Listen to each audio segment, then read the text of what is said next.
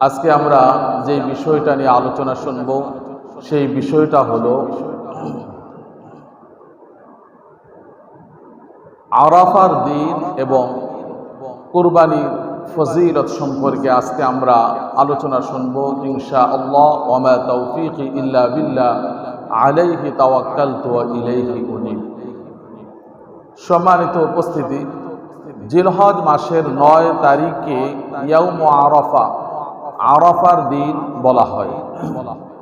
এই দিন হাজী সাহেবগণ আরাফার ময়দানে উপস্থিত থাকেন, অবস্থান করেন। আরাফা শব্দের শাব্দিক অর্থ হলো জানা, চেনা, স্বীকৃতি দান করা, স্বীকার করা। এই ময়দানকে আরাফা কেন বলা হয়, এই ব্যাপারে ঐতিহাসিকগণ অনেক উক্তি, অনেক মত পেশ করেছেন। তার মধ্য থেকে 3টি উক্তি আমি আপনাদেরকে বলবো এই ময়দানকে আরাফার ময়দান কেন বলা হয়। 1 নম্বর উক্তি হলো হযরত ইব্রাহিম আলাইহিস সালাতু ওয়াস সালাম আল্লাহ তাআলার পক্ষ থেকে কাবা ঘর নির্মাণের আদেশ পেয়ে কাবা ঘরের ভিত্তি স্থাপন করে তিনি আল্লাহ রাব্বুল আলামিনের কাছে কয়েকটি দোয়া করেছিলেন। তার মধ্যে একটি দোয়া হলো ওয়া আরিনা মানাসিকানা, হে আল্লাহ তুমি আমাদেরকে হজের নিয়মাবলী, হজের বিধানাবলী তুমি আমাদেরকে শিখিয়ে দাও। আল্লাহ রাব্বুল আলামিন জিবরাইল আলাইহিস সালাতু ওয়াস সালামের মাধ্যমে তাদেরকে হজের নিয়মাবলী, হজের বিধানাবলী জানিয়ে দিলেন। তখন ইব্রাহিম আলাইহিস সালাতু ওয়াস সালাম বর্তমান আরাফার ময়দানে পাশে অবস্থিত মসজিদে নামিরার পাশেই তিনি ছিলেন। জিবরাইল আলাইহিস সালাতু ওয়াস সালাম জিজ্ঞাসা করলেন, হাল আরাফতানি, হাল আরাফতা, তুমি কি বুঝেছ? ইব্রাহিম আলাইহিস সালাতু ওয়াস সালাম বললেন, হ্যাঁ বুঝেছি। এখান থেকেই এই ময়দানের নাম হয়ে গেল আরাফার ময়দান, জানার ময়দান, চিনার ময়দান।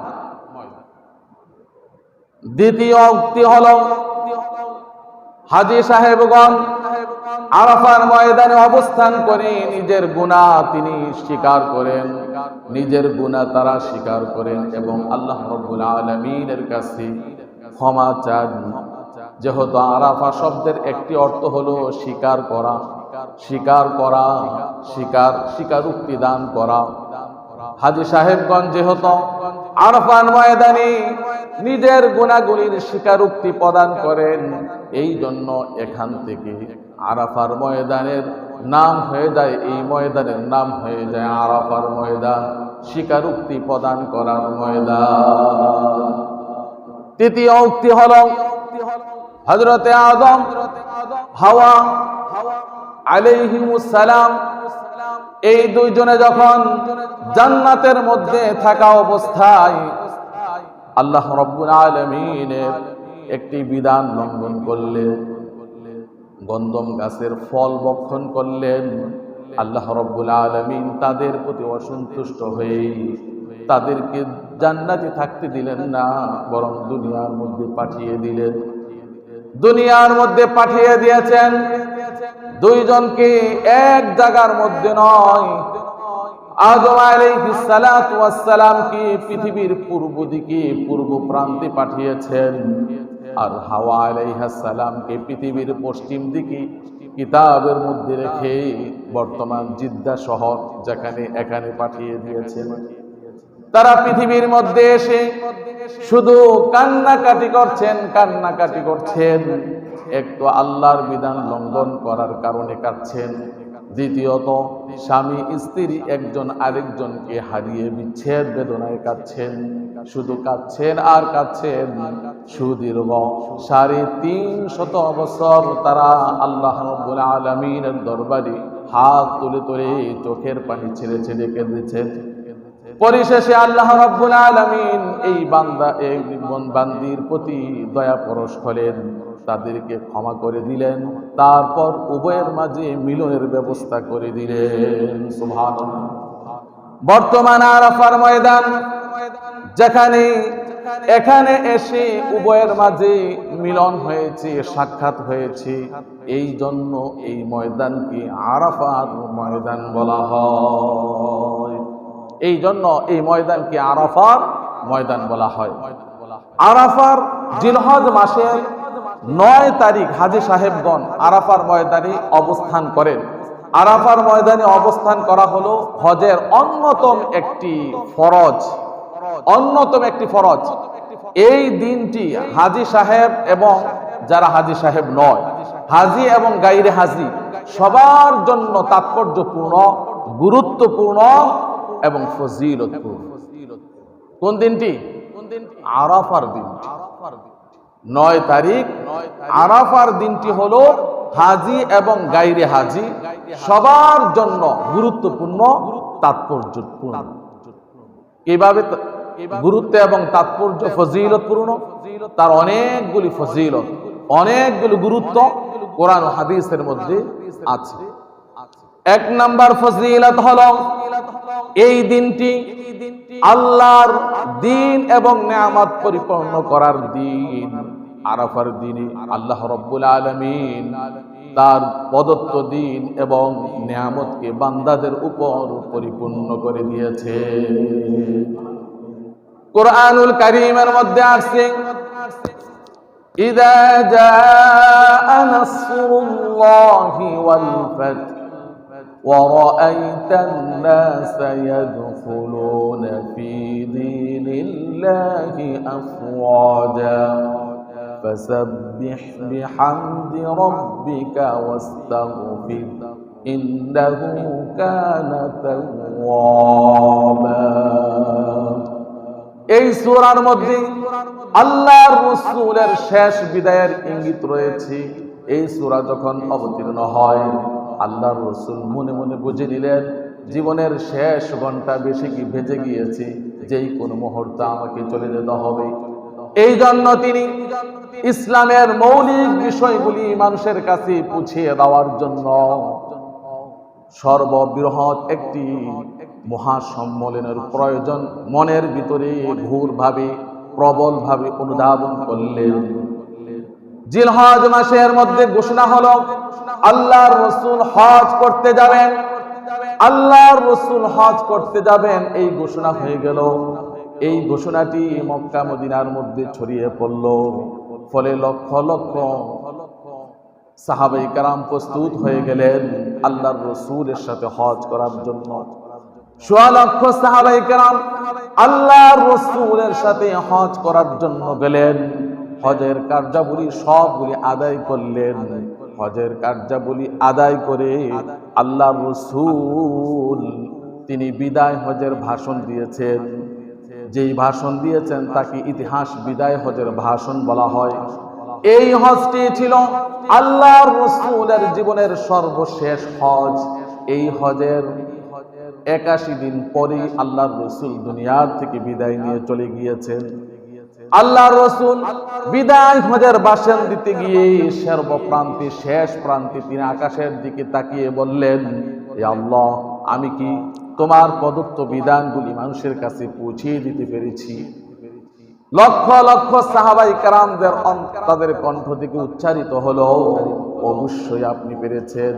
তারপর আল্লাহর রাসূল আবার শাহাদাত আঙ্গুলে আকাশের দিকে উত্তোলন করে বললেন, হে আল্লাহ তুমি সাক্ষী থাকো, হে আল্লাহ তুমি সাক্ষী থাকো, হে আল্লাহ তুমি সাক্ষী থাকো। এভাবে 3 বার আল্লাহর রাসূল বলেছেন।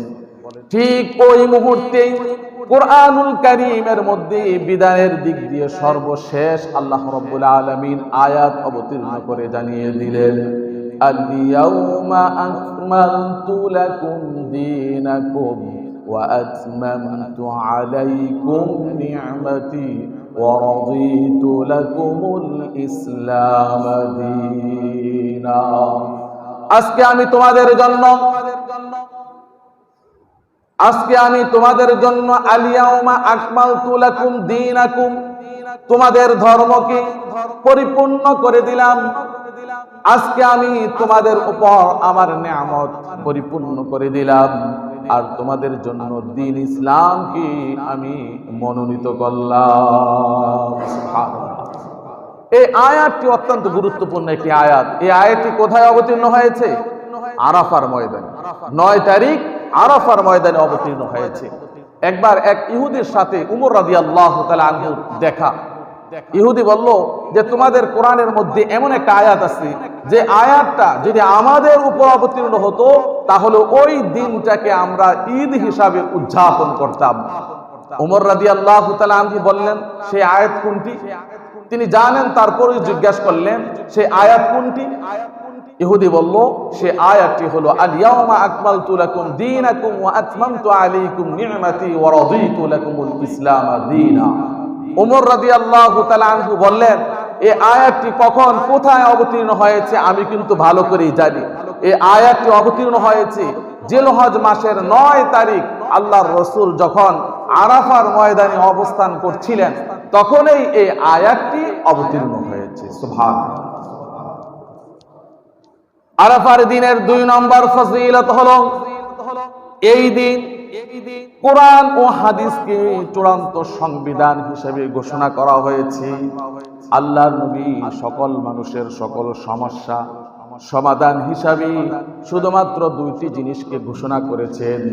তিনি বলেছেন তারাকতু ফীকুম আমরাইন লান তাদিল্লু মা তামাসসাকতুম বিহিমা কিতাবাল্লাহি ওয়া সুন্নাত রাসূলিহি।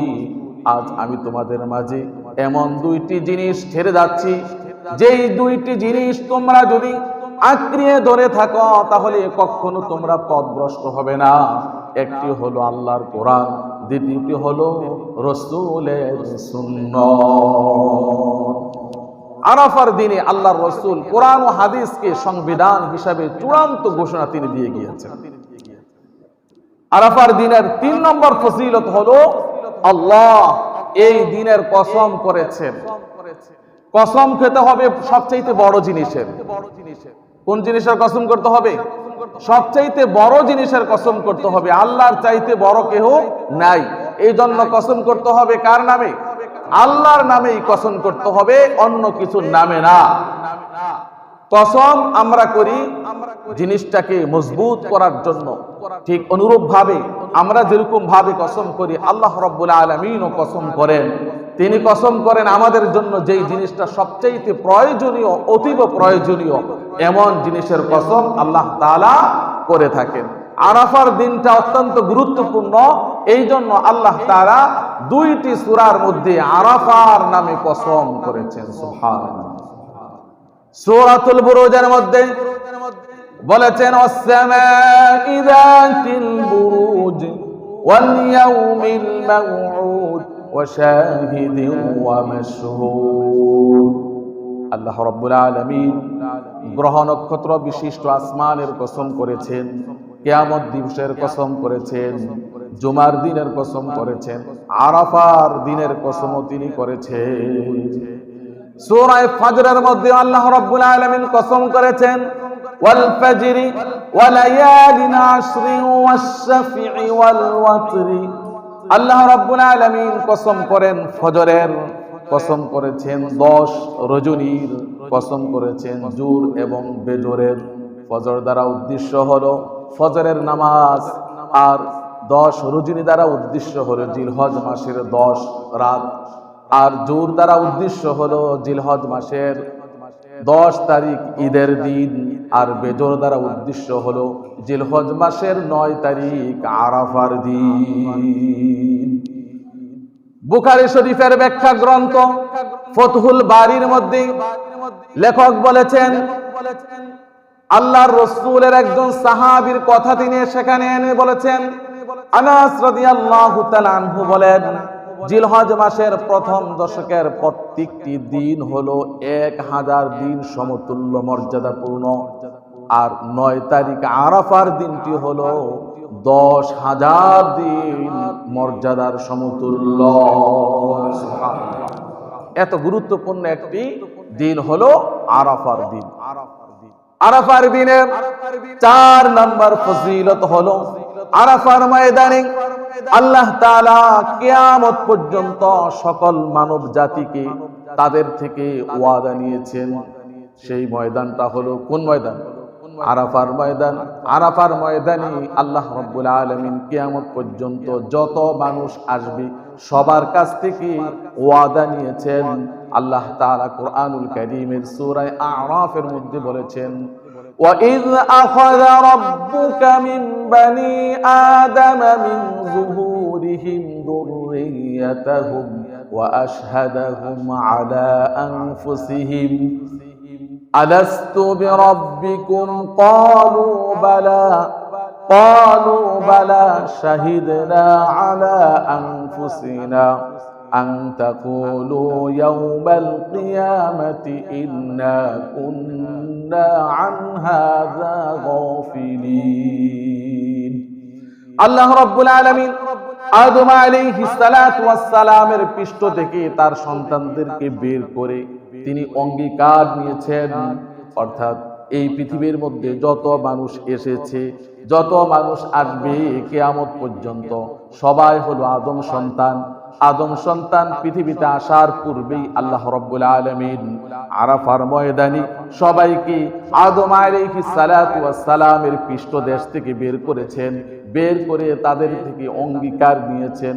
সেই অঙ্গীকারটা হলো আলাস্তু বিরাব্বিকুম ক্বালু বালা। আল্লাহ রাব্বুল আলামিন বলেছেন, আমি কি তোমাদের প্রভু নই? তখন সবাই সেখানে স্বীকৃতি দিয়েছে, অবশ্যই আপনি আমাদের প্রভু। আল্লাহ বলেন, এটা এই জন্য দিয়েছি যাতে করে পৃথিবীতে এসে না বলতে পারে কিয়ামতের দিন যখন তাদেরকে উত্তোলন করব, যাতে তারা না বলতে পারে আমরা এই ব্যাপারে গাফিল ছিলাম। এই অঙ্গীকার আল্লাহ তাআলা আরাফার ময়দানে নিয়েছেন। আদম আলাইহিস সালাতু ওয়াস সালামের পৃষ্ঠদেশ থেকে সব সন্তানগুলি বের করে। এখানে আরেকটি ঘটনা সংঘটিত হয়েছিল। আদম আলাইহিস সালাতু ওয়াস সালাম দেখলেন যে একজনের কপালের মাঝখানে শুভ্র রেখা, ধবধবে সাদা এরকম ফোকাস মারছে। আদম আলাইহিস সালাতু ওয়াস সালাম জিজ্ঞাসা করলেন, রব্বুল আলামিন এটা কি? আল্লাহ তাআলা বললেন, এটা হলো তোমারই বংশধর, তার নাম হবে দাউদ। আদম আলাইহিস সালাতু ওয়াস সালাম জিজ্ঞাসা করলেন, তার বয়স পৃথিবীতে কতটুকু হবে? আল্লাহ তাআলা বললেন, তার বয়স হবে 60 বছর। তাহলে আমার বয়স কত হবে? তোমার বয়স হবে 1000 বছর। আদম আলাইহিস সালাতু ওয়াস সালাম বললেন, তাহলে আমার বয়স থেকে 40 বছর দাউদকে দিয়ে দেন। আল্লাহ তাআলা বললেন, আচ্ছা ঠিক আছে, তোমার বয়স থেকে 40 বছর তাকে দিয়ে দিলাম। আদম আলাইহিস সালাতু ওয়াস সালামের বয়স যখন 960 বছর এসে শেষ হয়ে যায়, হযরত জিবরাইল আসলেন রূহ কবজ করার জন্য। জিজ্ঞাসা করলেন, আমার সময় কি শেষ হয়ে গেছে? 1000 বছর কি হয়ে গেছে? আজরাইল বললেন, আপনার বয়স থেকে 40 বছর আপনার ওই সন্তান দাউদকে দিয়ে দিয়েছেন। আপনার বয়স এখন 960 বছর হয়েছে, আপনি ভুলে গিয়েছেন? আদম আলাইহিস সালাম বললেন, আমি ভুলে গিয়েছি। আল্লাহ তাআলা বললেন, যাও, আমি আদমের বয়সকে আবার 1000 বছর করে দিলাম, আর দাউদের বয়স যেহেতু 60 বছর ছিল, 40 বছর বৃদ্ধি করে আরো তাকে 100 বছর বানিয়ে দিলাম। সুবহানাল্লাহ। আরাফার ময়দানের 5 নম্বর ফজিলত হলো, এই ময়দানে আল্লাহ সবচাইতে বেশি মানুষকে জাহান্নাম থেকে মুক্তি দান করেন। মুসলিম শরীফের হাদিসের মধ্যে আছে, মা মিন ইয়াউমিন আকসারু মিন আইয়ুতিকাল্লাহু আযজা ওয়া জাল্লা ফীহি আবদান মিনান নার মিন ইয়াউমি আরাফা ওয়া ইন্নাহু লায়াদনু সুম্মা ইউবাহি বিহিমুল মালাইকা ফায়াকুল মাযা আরাদা হাউলা। আল্লাহ রাব্বুল আলামিন আরাফার দিন চাইতে এত বেশি তার বান্দাকে কোনদিন তিনি জাহান্নাম থেকে মুক্তি দান করেন না। ওই দিন আল্লাহ তাআলা তার বান্দাদের নিকটবর্তী হন এবং তাদেরকে নিয়ে আল্লাহ রাব্বুল আলামিনের কাছে গর্ব করেন। আর তিনি বলেন, ফেরেশতাদেরকে বলেন, তারা কি চায়? তারা যা চায় আজকে তা সব কিছু আমি তাদেরকে দিয়ে দেব। সুবহানাল্লাহ। অন্য হাদিসের মধ্যে আছে, বছরের 2টা দিন শয়তান নিজেকে সবচাইতে বেশি অপদস্থ মনে করে, অপদার্থ মনে করে। এই সময় সে রাগে খুবই ফেটে পড়ে। একটি দিন ছিল বদরের যুদ্ধের দিন, আরেকটি দিন হলো আরাফার দিন। কারণ এই দিনে আল্লাহ রাব্বুল আলামিন বান্দাদের উপর অসংখ্য রহমত বরকত আসমান থেকে অবতীর্ণ করেন। আল্লাহ তাআলা বান্দাদেরকে ক্ষমা করে দেন, যা শয়তান রোধ করতে পারে না। এই জন্য সে রাগে খুবই ফেটে পড়ে। আরাফার দিন সবচাইতে বেশি শয়তান রাগান্বিত হয় আল্লাহর এই কর্মকাণ্ড দেখে। আরাফার দিনের 6 নম্বর ফজিলত হলো, এই দিন আল্লাহ আরাফার ময়দানে অবস্থানকারী হাজীদেরকে নিয়ে ফেরেশতাদের সামনে গর্ব করেন। মুসনাদে আহমদ কিতাবের মধ্যে আসছে, ইন্নাল্লাহ আযজা ওয়া জাল্লা ইউবাহি মালাইকাতাহু আশিয়াতা আরাফা বিআহলি আরাফা ফায়াকুল উনজুরু ইলা আবদি আতাউনি শু'থান গুবরান। আল্লাহ তাআলা আরাফার দিনে আরাফায় অবস্থানকারী হাজী সাহেবদেরকে নিয়ে আরাফার দিনের দুপুর বেলায় তিনি আল্লাহ ফেরেশতাদের সামনে তাদেরকে নিয়ে গর্ব করেন আর বলেন, তোমরা আমার এই বান্দাদের দিকে তাকিয়ে দেখো, তারা আমার কাছে এলোমেলো চুল নিয়ে ধুলামলিন কাপড় নিয়ে আমার সামনে উপস্থিত হয়েছে। সুবহানাল্লাহ। আরাফার দিনের 7 নম্বর ফজিলত হলো, এই দিন মুসলমানদের ঈদের দিন। জিলহজ মাসের 10 তারিখে সারা বিশ্বের মুসলমানদের ঈদ হলেও আল্লাহর রাসূল আরাফার দিনকে ঈদ বলে আখ্যায়িত করেছেন, বিশেষ করে হাজী সাহেবদের জন্য।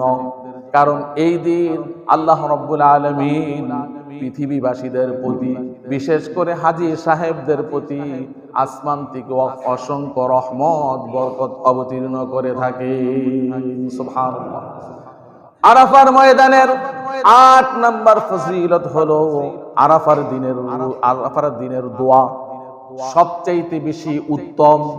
সব দোয়ার চাইতে আরাফার দিনের দোয়া আল্লাহর কাছে সবচাইতে বেশি প্রিয়। খৈরুদ দুআই দুআউ ইয়াউমি আরাফা। আল্লাহর রাসূল বলেছেন, যত দোয়া আছে সবচাইতে উত্তম দোয়া হলো আরাফার দিনের দোয়া। আরাফার দিনের দোয়া সবচাইতে বেশি উত্তম, সুনিশ্চিতভাবে আল্লাহর কাছে কবুল হয়ে যায়।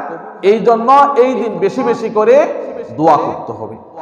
9 নম্বর ফজিলত হলো, হজের মূল কাজ আরাফার ময়দান দিয়ে শুরু হয়। হজের মূল কাজগুলি আরাফার ময়দান দিয়ে শুরু হয়। হজের 3টা ফরজ আছে, তার মধ্যে অন্যতম ফরজ হলো উকুফে আরাফা, আরাফার ময়দানে অবস্থান করা। কারণ আল্লাহর রাসূল বলেছেন, আল হাজ্জু আরাফা, আরাফার ময়দানে অবস্থান করাই হজ। আরাফার ময়দানে অবস্থান করাইকে আল্লাহ তাআলা হজ বলে আখ্যায়িত করেছেন। আরাফার ময়দানে অবস্থান করার মাধ্যমে হজের আনুষ্ঠানিকতা শুরু হয়ে যায়। এই জন্য যদি কোনো ব্যক্তি আরাফার ময়দানে অবস্থান না করে তাহলে তার হজ হবে না। যদি কোনো ব্যক্তি আরাফার ময়দানে অবস্থান না করে তাহলে তার 1 নম্বরে হজ হবে না। দ্বিতীয়ত তার উপরে একটা কুরবানি ওয়াজিব হয়ে যাবে। তৃতীয়ত ওই ব্যক্তি পরবর্তীতে এসে এই হজটা আবার আদায় করতে হবে। আরাফার দিনের 10 নম্বর ফজিলত হলো, আরাফার দিনের একটি রোজা 2 বছরের গুনাহের কাফফারা স্বরূপ। সুবহানাল্লাহ। আরাফার দিনের একটা রোজা 2 বছরের কাফফারা স্বরূপ। মুসলিম শরীফের হাদিসের মধ্যে আসছে, একবার আল্লাহর নবীকে আরাফার দিনের রোজা সম্পর্কে জিজ্ঞাসা করা হলে তিনি প্রতি উত্তরে বললেন, সিয়াম ইয়াউমি আরাফা আহতাসিবু আলাল্লাহি আন ইউকাফফিরা আস-সানাতা আল্লাতী ক্বাবলা ওয়াস-সানাতা আল্লাতী বা'দা। আল্লাহর কাছে আমি আশাবাদী যে আরাফার দিনের একটি রোজা তার পূর্বের এবং পরের 2 বছরের গুনাহের কাফফারা হয়ে যাবে। সুবহানাল্লাহ। সহিহুত তারগীব কিতাবের মধ্যে আছে, মান সামা আরাফা গুফিরা লাহু সানাতাইনি মুতাতাবিআইনি। যেই ব্যক্তি আরাফার দিনের রোজা রাখবে তার পরপর 2টি বছরের গুনাহ ক্ষমা করে দেওয়া হবে। সুবহানাল্লাহ। এই জন্য প্রত্যেকের উচিত হলো আরাফার দিন রোজা রাখা। এখন প্রশ্ন হলো, আরাফার দিন আমরা কোনটি আরাফার দিন জানবো। আরাফার দিনের রোজা আমরা কোন দিন রাখবো? ঈদের আগের দিন না তার আগের দিন, যেদিন হাজী সাহেবগণ আরাফার ময়দানে অবস্থান করেন, কোন দিন আমরা রাখবো? দেখেন, পৃথিবীর সব দেশের সময় কিন্তু এক নয়। কোন কোন দেশে দিন হয়, আবার কোন কোন দেশে রাত হয়, আবার কোন কোন দেশে দেখা যায় সূর্য উঠছে, আবার কোন কোন দেশে দেখা যায় সূর্য ডুবন্ত অবস্থায় আছে। তারিখ হিসাবেও যদি দেখা যায় কোন কোন দেশে 1 তারিখ, আবার কোন দেশে 2 তারিখ চলতেছে। তো আরাফার দিনটি হাজী সাহেবগণ অবস্থান করার কারণে এটা সম্মানিত হয় না, বরং এটা ভিন্ন কারণে সম্মানিত হয়েছে।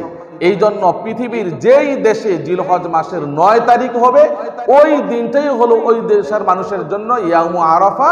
ওই দিনে তারা রোজা রাখবে। এই হিসাবে আমাদের দেশে 9 তারিখ কোন দিন পরে? ঈদের আগের দিন। এই জন্য এটাই আমাদের জন্য ইয়াউমু আরাফা, এটাই আমাদের আরাফার দিন। এই দিন আমরা রোজা রাখবো। এখন যদি কোনো ব্যক্তি এর আগের দিন রোজা রাখে তাহলে কোনো অসুবিধা নেই, কিন্তু মূল ইয়াউমু আরাফা, আরাফার দিন হলো ঈদের আগের দিন বাংলাদেশীদের জন্য। এই জন্য ঈদের আগের দিন রোজা রাখতে হবে, এটাই ইয়াউমু আরাফা। নাসাই শরীফের হাদিসের মধ্যে আসছে, আল্লাহর রাসূল রমজানের রোজা ছাড়াও সারা বছর তিনি 15টি রোজা রেখেছেন, কন্টিনিউ 15টি রোজা রেখেছেন। 1 নাম্বার হলো জিলহজ মাসের 1 থেকে 9 তারিখ পর্যন্ত। দ্বিতীয়ত হলো আশুরার 1 দিন। 3 নাম্বার হলো প্রতি মাসে 13, 14, 15 3টি রোজা রাখতেন। আর সপ্তাহে 2টি রোজা রাখতেন, সোমবার আর বৃহস্পতিবার। মোট 15টি রোজা আল্লাহর রাসূল নফল হিসাবে, সুন্নত হিসাবে তিনি রাখতেন। এই দিনে বেশি বেশি করে তাসবিহ তাহলিল আদায় করতে হবে। হাদিসের মধ্যে আসছে আল্লাহর কাছে এই দিনের দোয়া অনেক প্রিয়, আল্লাহর কাছে এই দিনের আমল সবচাইতে বেশি প্রিয়। এই জন্য আল্লাহর রাসূল বলেছেন যে তোমরা এই দিন বেশি বেশি করে আল্লাহর তাওহীদের বাক্য পড়ো, এই দিন তোমরা বেশি বেশি করে আল্লাহর বড়ত্বের বাক্যগুলি পড়ো, এই দিন বেশি বেশি করে আল্লাহর প্রশংসামূলক বাক্যগুলি তোমরা বেশি বেশি করে পড়ো।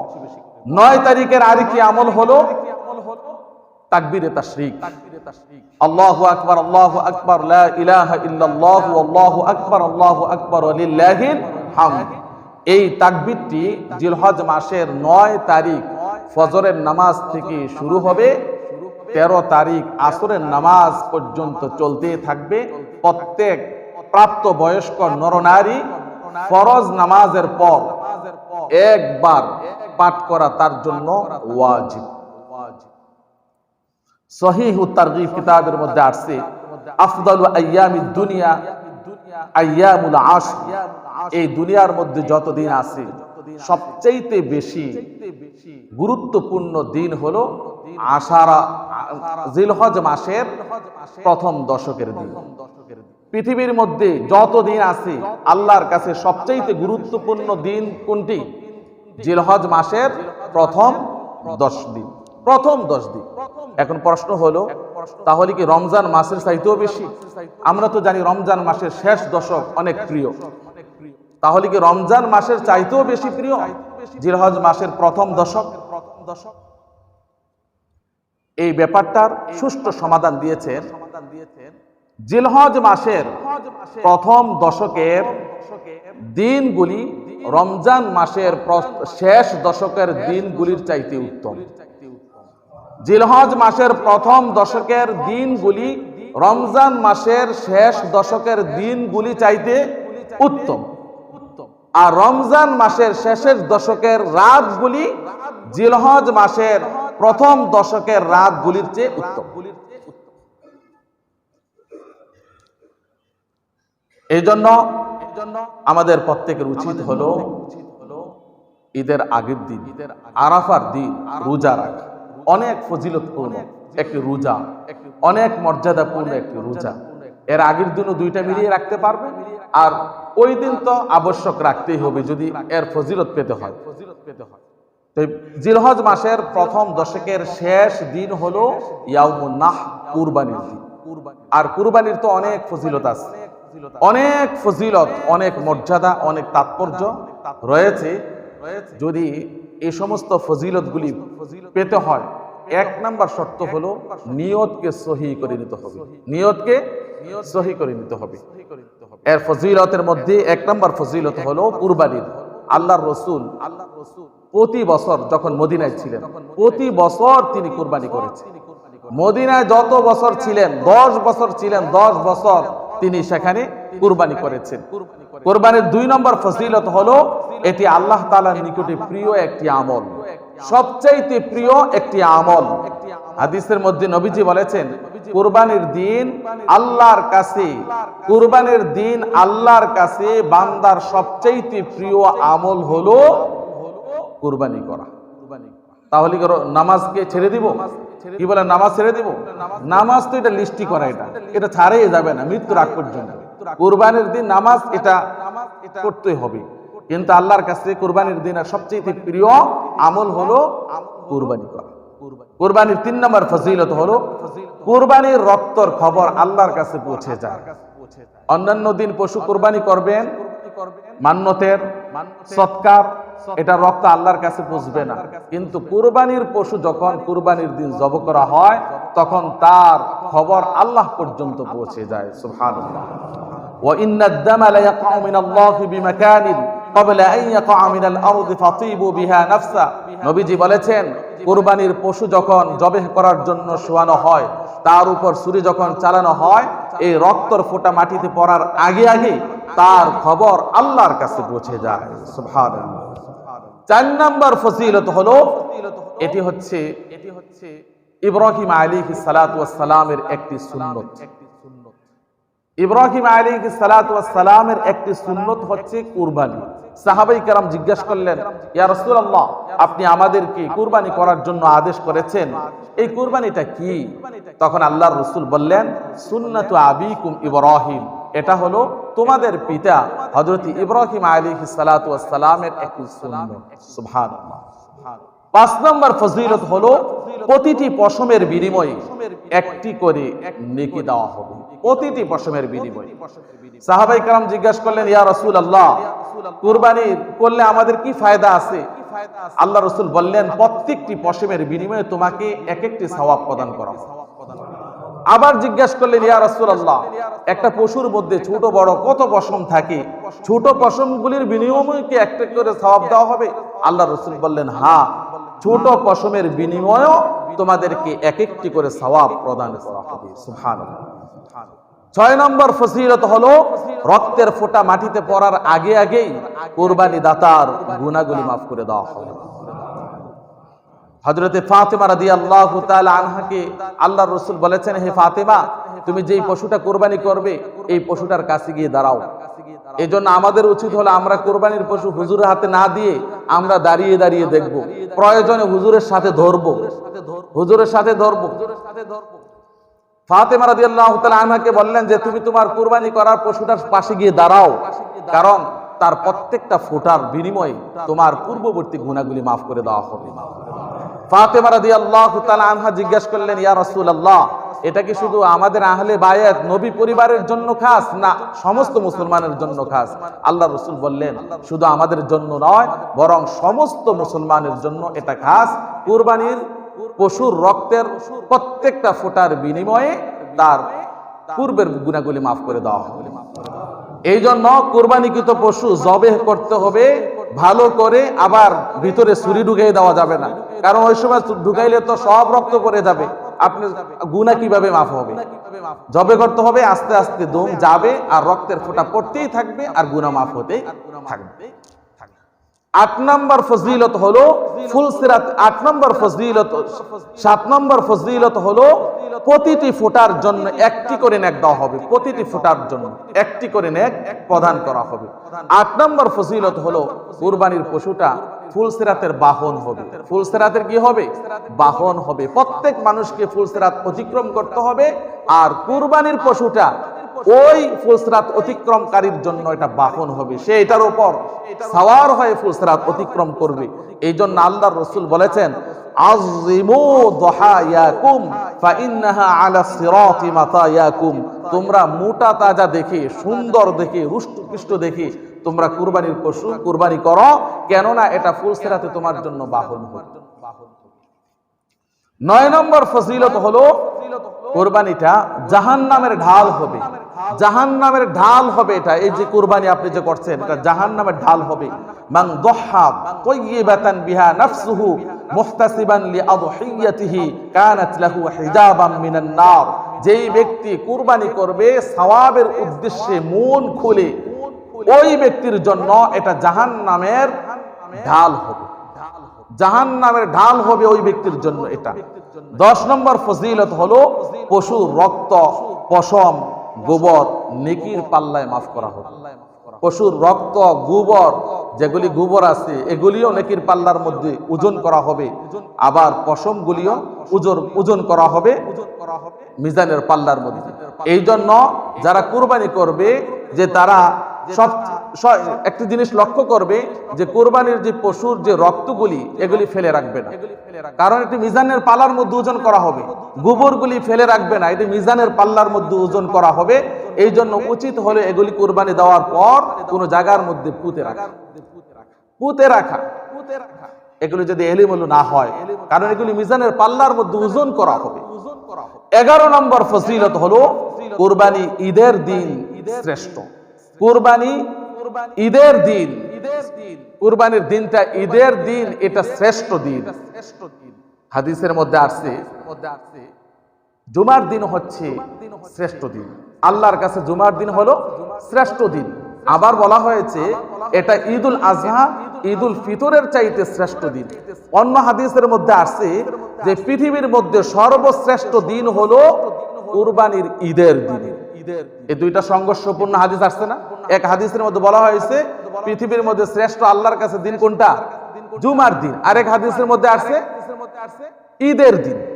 এই সংঘর্ষপূর্ণ দুইটা হাদিসের সমাধান মুহাদ্দিসিনে কেরাম এভাবে দিয়েছেন যে সপ্তাহের মধ্যে শ্রেষ্ঠ দিন হলো জুমার দিন, আর বছরের মধ্যে শ্রেষ্ঠ দিন হলো কুরবানির ঈদের দিন। কারণ এই কুরবানির ঈদের দিনকে আল্লাহর রাসূল বড় হজের দিন বলে আখ্যায়িত করেছেন। সুবহানাল্লাহ।